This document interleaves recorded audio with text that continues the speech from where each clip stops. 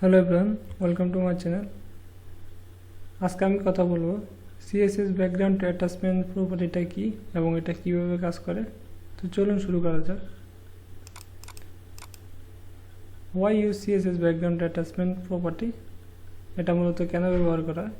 The background attachment property sets whether a background image is scrolled with the wrist or of the page or is fixed. ওকে, আমাদের যে ওয়েবসাইটটা আছে, ওয়েবসাইটে যে আমরা যে ব্যাকগ্রাউন্ড ইমেজ ইউজ করি, ওকে, তো এটা যদি আমরা চাচ্ছি যে আমাদের কন্টেন্টের সাথে সাথে আমাদের ব্যাকগ্রাউন্ডটা স্ক্রল হবে, তো সেই জন্য মূলত আমরা ব্যাকগ্রাউন্ড অ্যাটাচমেন্ট প্রপার্টিটা ইউজ করে থাকি। আমরা যদি চাই যে না এটা ব্যাকগ্রাউন্ড যেটা আছে এটা কন্টেন্টের সাথে স্ক্রল হবে, আর আমরা যদি চাই না এটা ফিক্সড থাকবে, তো এইটা সেট করার জন্য আমরা মূলত ব্যাকগ্রাউন্ড অ্যাটাচমেন্ট প্রপার্টিটাকে ইউজ করে থাকি। ওকে, তো ব্যাকগ্রাউন্ড অ্যাটাচমেন্টের প্রপার্টির ভিতরে ওর প্রপার্টির যে ভ্যালু আছে আমরা স্ক্রল ইউজ করতে পারি, যেটা বাই ডিফল্ট থাকে, আর একটা ফিক্সড আছে যেটা হয়তো আমাদের কন্টেন্টগুলো স্ক্রল হবে কিন্তু আমাদের ব্যাকগ্রাউন্ডটা স্ক্রল হবে না, এটা ফিক্সড থাকবে। ওকে, তো এখন আমরা এটা প্র্যাকটিক্যালি দেখবো এটা মূলত কীভাবে কাজ করে। তো আমি সাবলাইম টেক্সটে চলে যাব। আমি এখানে একটা ফাইল সেভ করছি যে ব্যাকগ্রাউন্ড -attachment.html ফাইল। ওকে, তো এখানে দেখেন লাস্ট ভিডিওতে আমি কথা বলছি যে ব্যাকগ্রাউন্ড ইমেজ কীভাবে আপনারা লাগাবেন আপনাদের পেজে। তারপরে এখানে আমি আবার ব্যাকগ্রাউন্ড যে রিপিট আর ব্যাকগ্রাউন্ড যে পজিশন, এই দুইটা প্রপার্টি নিয়েও আলোচনা করছিলাম। তো আমাদের এখানে তখন আমি এটা বলি নাই যে আপনারা ব্যাকগ্রাউন্ড ইমেজ যে প্রপার্টিটা আছে এখানে আপনারা মাল্টিপল ইমেজ ইউজ করতে পারবেন। যেমন আমি আপনাকে দেখাচ্ছি, এখানে কমা ইউজ করার পর আবারও ইউআরএল দিতে পারবেন। তারপর আবারও ইউআরএল দেওয়ার পরে ব্র্যাকেট দিয়ে নেবেন, এখানে কোটেশন দিয়ে নেবেন। তো আমি ব্যাকগ্রাউন্ড অ্যাটাচমেন্টের ভিতরে আমার এখানে আইএম ইমেজ একটা ফাইল আছে, এটাকে অ্যাড করে আপনাকে দেখাচ্ছি, জেপিজি ফাইল। ওকে, ইমেজ ডট জেপিজি। ওকে,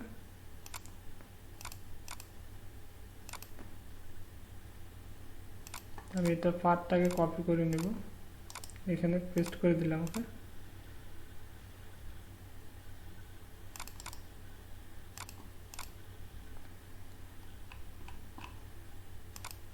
পেস্ট করার পরে আপনারা দেখেন এখানে কিন্তু দেখা যাচ্ছে না, আমি কিন্তু ডবল ইমেজ ইউজ করছি। এখানে দেখেন এখানে একটা ইমেজ, এখানে একটা ইমেজ, কিন্তু এখানে কিন্তু একটা ইমেজে দেখা যাচ্ছে। ওকে, তো এটা দেখানোর জন্য আমাদেরকে কাজ করতে হবে কি, এখানে সাপোজ আমি যদি ইমেজটাকে হাইড করে দিই, এখন দেখেন আমাদের যে অন্য ইমেজটা আছে এটা এখন দেখা যাচ্ছে। আমি চাইছি যে আমাদের দুইটা ইমেজে লাগবে, তো সেই জন্য আমাদেরকে নিচে ইউজ করতে হবে, এখানে কমা দিয়ে ইউজ করবেন। সাপোজ এখানে নো রিপিট দিয়ে দেবেন, নো রিপিট। তারপর এখানে দেখেন এখানে আমাদেরকে কি আছে, আমাদের প্রথম যে ইমেজটা আছে এটা কিন্তু লেফট এবং টপে আছে। তো আমাদের দ্বিতীয় যে ইমেজটা আছে এটাকে আমরা দিব সাপোজ রাইট দিলাম, রাইট টপ দিলাম। ওকে, তো এখন যদি আমি রিপ্লেস করি এটা দেখেন রাইট সাইডে চলে আসছে। ওকে, তো মূলত এইভাবে আপনারা যে মাল্টিপল ইমেজ ইউজ করতে পারেন ব্যাকগ্রাউন্ডে। ওকে, তো মূলত এখানে দেখেন কিছু কন্টেন্ট আছে, এগুলো যা আমি আগের ভিডিওতে আপনাদেরকে দেখাইছি, যেটা প্যারাগ্রাফ কিছু কন্টেন্ট আছে। তো এখন দেখবো ব্যাকগ্রাউন্ড অ্যাটাচমেন্ট যে প্রপার্টিটা আছে এটা কীভাবে কাজ করে। তাই এটা দেওয়ার জন্য আমাদেরকে লিখতে হবে ব্যাকগ্রাউন্ড অ্যাটাচমেন্ট।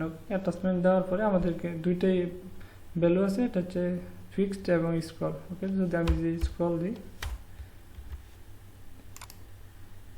এখন দেখেন আমি যদি মাউসটাকে একটু ঘুরাই, দেখেন আমাদের কিন্তু কন্টেন্টের সাথে সাথে আমাদের ইমেজটাও কিন্তু স্ক্রল হচ্ছে। ওকে, আমি যদি এখন এটাকে এখানে ফিক্সড ইউজ করি, ফিক্সড ভ্যালুটা দিলাম, এখন প্রেস করার পর দেখেন আমাদের কিন্তু ইমেজটা কিন্তু চেঞ্জ হচ্ছে না, কিন্তু ইমেজটা মুভ করছে না, কিন্তু আমাদের শুধুমাত্র কন্টেন্টগুলো মুভ করতেছে। ওকে, তো মূলত যে ব্যাকগ্রাউন্ড অ্যাটাচমেন্ট যে প্রপার্টিটা আছে এটা মূলত এখানে দুইটা ভ্যালু আছে, একটা ফিক্সড একটা স্ক্রল। ওকে, তো স্ক্রল মূলত বাই ডিফল্ট হয়, আর ফিক্স আমাদের ইমেজটা মুভ করবে না, শুধুমাত্র কন্টেন্টগুলো মুভ করবে, এই জন্য ব্যবহার করা হয়।